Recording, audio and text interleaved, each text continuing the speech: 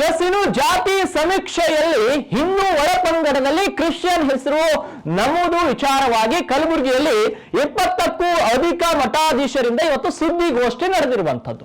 ಸುದ್ದಿಗೋಷ್ಠಿಯಲ್ಲಿ ಆಂದೋಲ ಗ್ರಾಮದ ಕರುಣೇಶ್ವರ ಮಠದ ಪೀಠಾಧಿಪತಿ ಶ್ರೀ ಸಿದ್ಧಲಿಂಗ ಸ್ವಾಮಿಯವರು ಸ್ಫೋಟಕ ಹೇಳಿಕೆಯೊಂದನ್ನು ಕೊಟ್ಟಿದ್ದಾರೆ. ವೀರಶೈವ ಲಿಂಗಾಯತ ಮಠಾಧೀಶರಿಂದ ಸರ್ಕಾರದ ವಿರುದ್ಧ ಆಕ್ರೋಶವನ್ನು ವ್ಯಕ್ತಪಡಿಸಿದ್ದಾರೆ. ಇನ್ನು ಈ ಸರ್ಕಾರ ಅಭಿವೃದ್ಧಿಯಲ್ಲಿ ಶೂನ್ಯ, ಜಾತಿ ಧರ್ಮಗಳ ನಡುವೆ ಜಗಳ ಹಚ್ಚುವುದರಲ್ಲಿ ಮಾತ್ರ ಎತ್ತಿದ ಕೈ.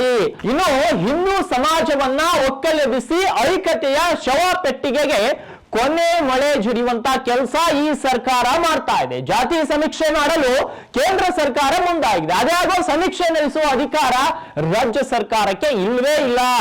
ಹಿಂದೂ ಒಳ ಜಾತಿಗಳ ಮುಂದೆ ಕ್ರಿಶ್ಚಿಯನ್ ನಮೂದಿಸುವ ಮೂಲಕ ಹಿಂದೂ ಉಪಜಾತಿಯ ಮೀಸಲಾತಿ ಸೌಲಭ್ಯವನ್ನ ಕಿತ್ತುಕೊಳ್ಳುವ ಹುನ್ನಾರ ಅಡಗಿದೆ. ಮೇರಿ ಸೋನಿಯಾ ಮಾತೆಯ ಆಣತಿಯಂತೆ ಸಿದ್ದರಾಮಯ್ಯ ಈ ಕೆಲಸ ಮಾಡ್ತಿದ್ದಾರೆ. ಮಠಾಧೀಶರು ಸುದ್ದಿಗೋಷ್ಠಿಯಲ್ಲಿ ಆಂದೋಲ ಸಿದ್ಧಲಿಂಗ ಸ್ವಾಮಿಗಳು ಈ ರೀತಿಯ ಹೇಳಿಕೆಯನ್ನು ಕೊಟ್ಟಿರುವಂತದ್ದು. ಸಿದ್ದರಾಮಯ್ಯ ನೇತೃತ್ವದ ಕಾಂಗ್ರೆಸ್ ಸರ್ಕಾರ ಕರ್ನಾಟಕದಲ್ಲಿ ಆಡಳಿತ ನಡೆಸ್ತಾ ಇದೆ.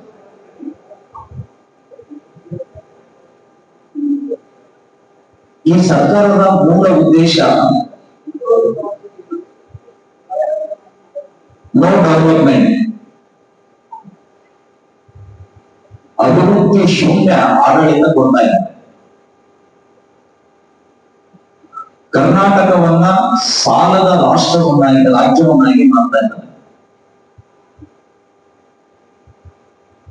ಇದರ ಜೊತೆಗೆ ಜಾತಿಗಳ ಮಧ್ಯೆ, ಧರ್ಮಗಳ ಮಧ್ಯೆ ಒಡಗುಂಟು ಮಾಡುವಂತಹ ಅನೇಕ ಕ್ರಿಯೆಗಳನ್ನ ನೀವೆಲ್ಲ ನಿಮ್ಮ ಪತ್ರಿಕೆಯಲ್ಲಿ ತೋರಿಸಿದಿರಿ, ಬರೆದಿದ್ದೀರಿ. ಅದರ ಮುಂದುವರಿದ ಭಾಗ ರಾಜ್ಯ ಸರ್ಕಾರದಿಂದ ನಿರ್ಣಯವಾಗಿರುವಂತಹ ಜಾತಿ ಸಮೀಕ್ಷೆ ಅನ್ನುವಂಥ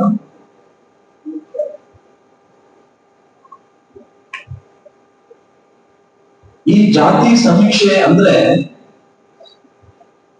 ಇಡೀ ಹಿಂದೂ ಸಮಾಜವನ್ನ ಒಕ್ಕಲೆಬ್ಬಿಸಿ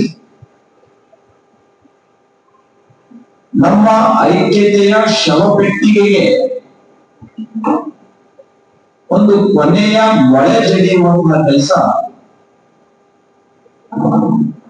ಈ ಸಿದ್ದರಾಮಯ್ಯನವರ ಸರ್ಕಾರ ಮಾಡ್ತಾರೆ. 5 ಗ್ಯಾರಂಟಿಗಳಿಗೆ ಬಳಸಿಕೊಂಡು ದಲಿತರಿಗೆ ಕಾಲಕ್ಕೆ ಮೀಸಲಾತಿ ಸಿಗ್ತಾ ಇಲ್ಲ. ಇಂಥದ್ರಲ್ಲಿ ಕ್ರಿಶ್ಚಿಯನ್ ಆಲೋವನ್ನ ಈ ಹಿಂದೂ ಧರ್ಮದಲ್ಲಿ ಸೇರಿಸಿ ನೀವು ಏನ್ ಮೀಸಲಾತಿ ಕೊಡೋದಿದ್ದೀರಿ?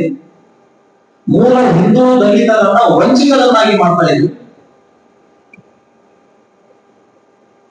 ಇವರಿಗೆ ಸಿಗ್ತಾ ಇಲ್ಲ, ಇನ್ನು ಹೊರಗಡೆ ಹೋಗೋರಿಗೆ ನೀವು ಏನ್ ಪಾಲ ಕೊಡೋದಿದ್ದೀರಿ?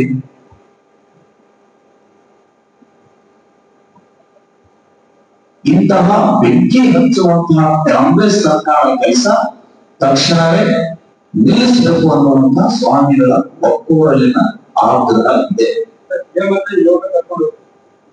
ಈ ರೀತಿ ಚಟುವಟಿಕೆಯನ್ನು ಪ್ರಾರಂಭ ಮಾಡಿದರೆ ಆದಷ್ಟು ನಾವು ಅದನ್ನೆಲ್ಲ ಚರ್ಚೆ ಮಾಡಿ ಹೋಗುವಂತ ಮಾಡ್ತೇವೆ. ಅವರೇ